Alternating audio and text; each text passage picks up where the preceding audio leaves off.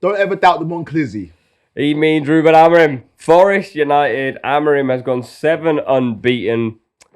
Kim's fuming, bro. You've never been on side with this guy, but it feels like he's got a stamp on this side. They're playing better. Bro, I've been on side. No, I've been on the exact same side, which is that he might be successful, but there's bigger problems there, like the players, like the higher ups. You two have gone Monclizzy this, Monclizzy that. He needs to be sacked. I've never said. And then never doubt the Monclizzy. Like, what kind of chat is this nonsense? Monclizzy this, Monclizzy that. I want to just say, I've never said Monclizzy until right now. That's been a Kweku thing. I've just said he's a good-looking guy. That's all I've said. Football-wise, they have been better though. They have been better. I feel like there is sort of a stamp. I'll let Kweku compose himself because all he's thinking about is all the Monclizzys he said. But they do look a little bit better. Amorim feels like he's getting his way a little bit. I think it was bound to happen because I think what they came from in Ten Hag was what we spoke about so many times last year was this lack of order. There was no clear playing style under Ten Hag, and that meant that United could go and win the FA Cup against City one week and then lose comfortably to Bournemouth the other week, and that was the whole system of their season was massive up and down. With Amorim, it was clearly going to take a while, which it has, and I think they still are in the process of that. I think 7 games unbeaten is great, but they're still nowhere near where they should be or where they want to be. And I think all he's done is just have a clear philosophy. We were saying, and lots of United fans were saying, oh, compromise here, do this for results, do that for results.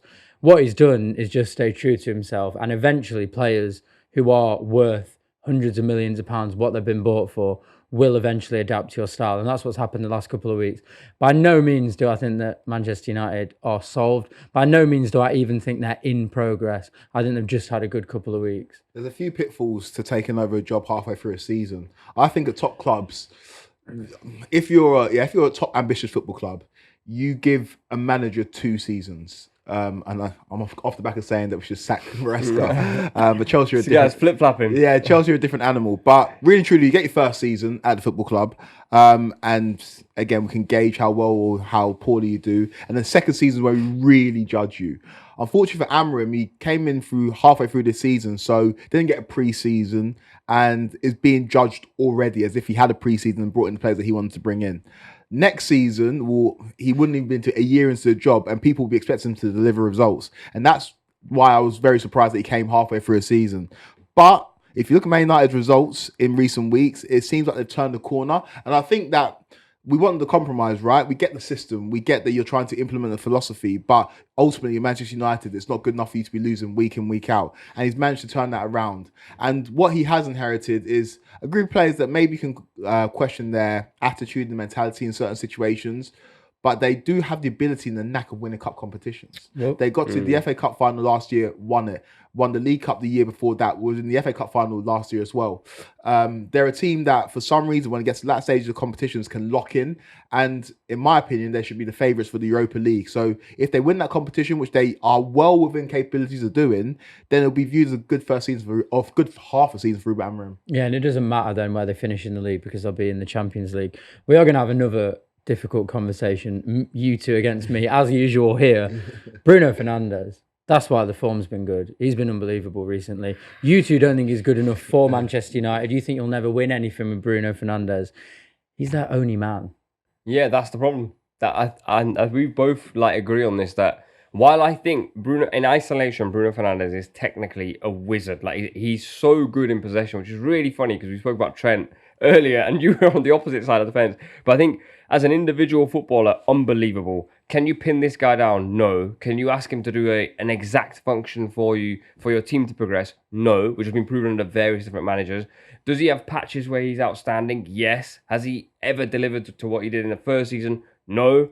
So I just think this flip-flapping of he's good one week, and it's so funny because it was only probably 6 weeks ago we were saying, is he the problem in this team? Mm-hmm. Remember we had that conversation? Yeah. I think that's an indictment of where Manchester United are because their best player is this. So if you're Ruben Amorim in summer, you buy players to build around him or you get rid of him? Well, it depends on what your ambitions are. I think that when we made those comments, and when I made those comments, and I still stand by them, Bruno Fernandes can never be your best player if you want to win the Premier League. This situation right now is almost perfect for Bruno Fernandes. Everybody around you is flapping. Everyone around you is not performing. You can go and play hero ball and be the guy. And To be honest, give him his credit. His decision making has improved vastly this season. I think that's a credit to Ruben Amorim in terms of he's just making the right pass, less Hollywood balls. But I still stand by the fact that if you want to win the Premier League, which is what Manchester United's ambition should be, because they're Manchester United, Bruno Fernandes cannot be your best player. So I wouldn't say that I've fallen the Roy Keane camp of things in terms of dismissing Bruno Fernandes completely as a player. He's performed well since moving to Manchester United. But if you want to win the major trophies, Bruno Fernandes can't be your best player. I think he's a part of this process. And I think that's why, in answer to your question, I don't think you can get rid of him in the summer because they've got other things to definitely get rid of before they get rid of him. But I do think in the end, if their ambition is to go to the top of the Premier League or even just be in with a challenge at the top, your main guy has to be someone who's consistent, composed, is like the DNA of your team. I think about like Ødegaard at Arsenal, he speaks Arteta's language. De Bruyne at City, he speaks Pep's language. Is Amorim's language Bruno Fernandes? I don't think so. His language is much more controlled. It's much more composed. He wants to control situations.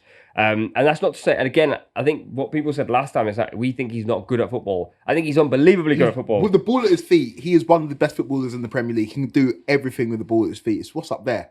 And again, he's in the purple patch right now, so it's hard to discredit him. But Bruno Fernandes, yeah, I've said it already. He can't be best player in the Championship team. Forest, we have to talk about them because obviously they're third in the league. I think we've said multiple times here, it's going to fall off. It's not falling off. And obviously, Slot might be winning the Premier League in his first season, but Nuno has to have a shout for manager of the season. Yeah, unbelievable. I mean, I was pretty vocal when Steve Cooper got sacked by Forest. I thought that was a ridiculous decision. And what Nuno's done is absolutely exceptional. I think it's probably a bit of a right place at the right time for all of the players and for the manager. I think it's a little bit of a Leicester 2016 feeling. They're obviously not going to win the league, but it's that type of thing with your Chris Wood playing the Jamie Vardy role. These are players who you wouldn't be expecting to perform at that level, no matter how good they are. And I think Nuno's got a very, very clear system. They're incredibly hard to beat. And he has one piece of real, unbelievable quality in Morgan Gibbs-White, who I think is one of, if not the best midfielders in the Premier League at the moment. I really do rate him that highly. And I think when you've got that, and you've got a killer up front, like a Chris Wood, who he is playing in the best form of his life, and a very, very solid defence, it's just the recipes for a really, really solid team. And I do think they will finish in the Champions League spot. I think they've got a really, really good chance of winning the FA Cup as well. We were discussing off air as well. Forest fans would surely rather finish in the top four than winning the FA Cup. They must do. I just think that's that. You know my stance. Like you got trophies. You remember trophies. You don't remember the years you finished in the top four. That for Forest, maybe they will.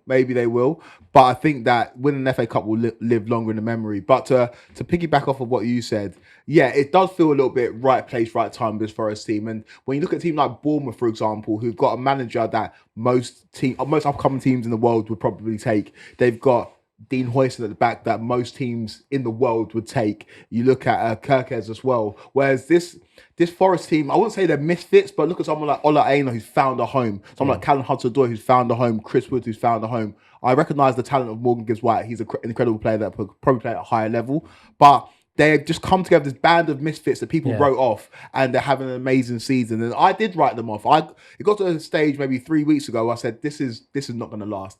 They lost 5-0 against Bournemouth. And I just thought the wheels would start to fall off. Then they go and turn Brighton over 7-0 the next week. And it's like, okay, yeah, they are here to stay. And I do think now, based on the way that the teams around them are playing, I think they will finish in the top four. I think the reason that, from a footballing standpoint, from a fan's point, maybe you'd rather win a trophy. The reason why I think it's really important for Forest to get into the Champions League is that they're a huge club with a lot of money. If they are in the Champions League, they can buy really top quality, good players who can then cement them 4 seasons on. If they don't get Europe at all, but they win an FA Cup, that's great. And they've had an amazing season and they've had this amazing moment.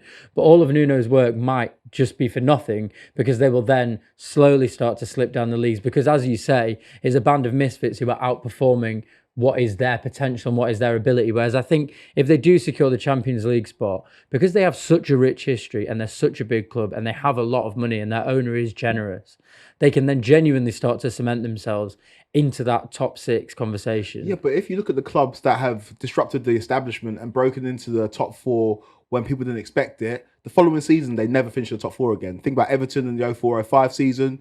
You think about Leicester. You think about even Villa. You think about Newcastle. And so, yeah, it's all well and good, the theory of going again and building your squad and you can maybe sustain it and become this Champions League side. But really and truly, most of those teams return to the mean. And so I get that you have that one season in the sun where you're playing Champions League football under lights. And with Forest, with their huge European history, I get it. But I think winning a trophy, winning the cup, only in recent years, the only teams that surprised the establishment in terms of winning the FA Cup are Portsmouth, Wigan, Leicester. and Leicester. Like, it's rare for a team outside the established top teams to win the FA Cup. And so for Forest fans, or Forest to do that, it's a memory that will live in their fans, it's a moment that will live in their fans' memory a lot longer than finishing in the top 4. I think the thing is, though, when you use that Newcastle example, the truth is if Newcastle hadn't have got into the Champions League that season, Bruno Guimaraes would have been gone, Joelinton would have been gone, Isak might have been gone. The fact that they stayed because they were in the Champions League and their next season might not have been so successful, but then they won the Cup. And I think that's how you build foundations to become a bigger trophy winning team, is by getting into that top position so your best players don't leave and you can attract better players. I wonder if Forest, and we are going to basically wrap here, but I wonder if Forest are actually thinking like Newcastle. I think they've by chance ended up finishing third and by chance might end up being in the Champions League next year, but I don't know if they've got the long-term ambition or even the long-term money. Like you said, like, this is a squad of guys who found their home there, but is Ole Einar going to be there in 3 years' time, like, playing against Real Madrid in the Champions League? I don't think so. Whereas for Newcastle, like, there's 3 or 4 players where I go, if he stays and he stays and he stays, they'll be there again. Let's get score predictions. Forest against United. Monclizzi, can't ever doubt the Monclizzi. Nah, in all honesty, it's a hard place for United to go. I know they're unbeaten in their last 7. I expect them to continue their unbeaten form, but I think this game's going to end up a draw, 1-1. I think much better teams have gone to the City Ground this season and lost, and I just can't see Man United winning this game. I think 2-0 Forest. I'm going to go 0-0. It's going to be a really poor game. I think Forest will make it difficult, and I don't think United will lose.